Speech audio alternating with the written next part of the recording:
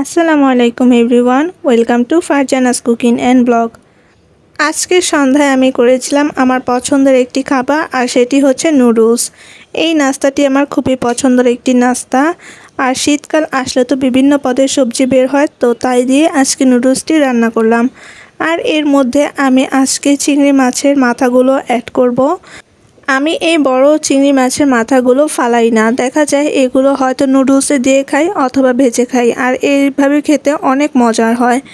তো তার জন্য আমি সব সবজি কেটে নিয়েছি আর নুডলসটাও সিদ্ধ করে নিয়েছি। আর চিংড়ি মাছের মাথাগুলো ছোট টুকরা করে কেটে ভালো করে পরিষ্কার করে নিয়েছি। এরপর আমি কড়াইতে 3 টেবিল চামচ পরিমাণ তেল দিয়ে দিয়েছি। নুডলসে সাধারণত আমি তেলটা একটু কমই দিই, কারণ তেল বেশি দিলে আমার কাছে পার্সোনালি মনে হয় নুডলসটা অনেক তেল চিটচিটে হয়ে যায়। তারপর আমি পেঁয়াজ আর মরিচটাকে হালকা করে ভেজে নেব।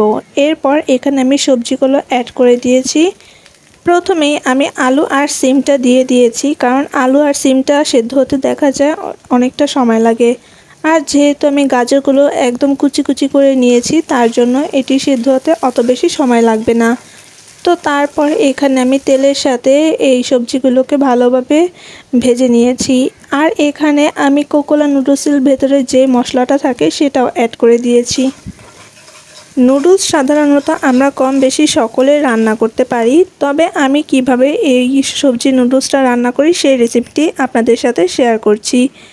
এরপর এখানে আমি সামান্য পরিমাণ হলুদের গুঁড়া আর সামান্য পরিমাণ মরিচের গুঁড়া, স্বাদ মতন লবণ দিয়ে দিয়েছি। হলুদ আর মরিচের গুঁড়াটা দিলাম হালকা কালার আসে তার জন্য, আর এই কালারটা দেখতে অনেকটা সুন্দর লাগে। এরপর আমি এখানে টমেটো আর গাজরটা দিয়ে দিয়েছি। তারপর সবগুলোকে কিছুটা পরিমাণ পানি দিয়ে আমি সিদ্ধ করে নেব। প্রায় 10 মিনিট পর্যন্ত আমি পানির মধ্যে সবজিগুলোকে ভালো করে সিদ্ধ করে নিয়েছি। এরপর আমি চেক করে নিলাম, দেখলাম আলু, সিম, গাজর সব কিছুই সিদ্ধ হয়ে গিয়েছে। আর এরপর আমি এখানে দিয়ে দিয়েছি সেই চিংড়ি মাছের মাথাটা। এখন এই তেলের সাথে চিংড়ি মাছের মাথাটা ভেজে নিতে হবে।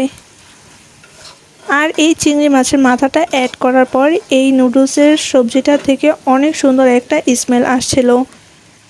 চিংড়ি মাছের মাথাটা ভাজা হয়ে গেলে সেই পর্যায়ে আমি একটি ডিম ফেটিয়ে দিয়ে দিয়েছি, আর ডিমটাকে একদম ঝুরি করে ভেঙে নেব। আমাদের সকলেরই বাসায় দেখা যায় কম বেশি অনেক ধরনের নাস্তা আমরা সন্ধ্যার সময় বানিয়ে থাকি, কিন্তু আমার কাছে মনে হয় নুডলসটা আমরা সবাই একটু বেশি বানিয়ে থাকি, কারণ দেখা যায় এটি অনেকেরই অনেক পছন্দের একটি নাস্তা, তাই বেশিরভাগ সময় এই নাস্তাটি বানানো হয়ে থাকে। তো এরপর আমি নুডলসটা দিয়ে দিয়েছি, আর নুডলসটা আমি আগেই সিদ্ধ করে নিয়েছিলাম, আর এটা ছিল কোকোনা নুডলস। এটা দেওয়ার পর সব সবজির সাথে নুডলসটাকে ভালোভাবে মিক্স করে এখানে আমি ম্যাগির মশলাটা দিয়ে দিয়েছি, আর দিয়ে দিলাম 1 চামচ পরিমাণ সয়া সস আর 1 চামচ টমেটো সস। এরপরেই তো সব কিছু ভালো করে মিক্স করে নেব। আর এই নুডলসটা যতটা ভালো করে মিক্স করা যায় এর কালারটাও অনেকটা সুন্দর আসে। দেখতে পাচ্ছেন আমার নুডলসটা রেডি করা হয়ে গিয়েছে, আর এর কালারটা মাশাআল্লাহ কতটা সুন্দর হয়েছে। তো আমার নুডলস রান্না দেখে কার কার এইভাবে নুডলস খেতে ইচ্ছা করছে অবশ্যই কমেন্ট করে জানাবেন। আর আমার মতন শীতকাল আসলে কে কে এইভাবে নানান ধরনের সবজি দিয়ে নুডলস রান্না করে থাকেন সেটাও জানাবেন। তো আজকের ভিডিওটি আপনাদের কাছে কেমন লাগলো?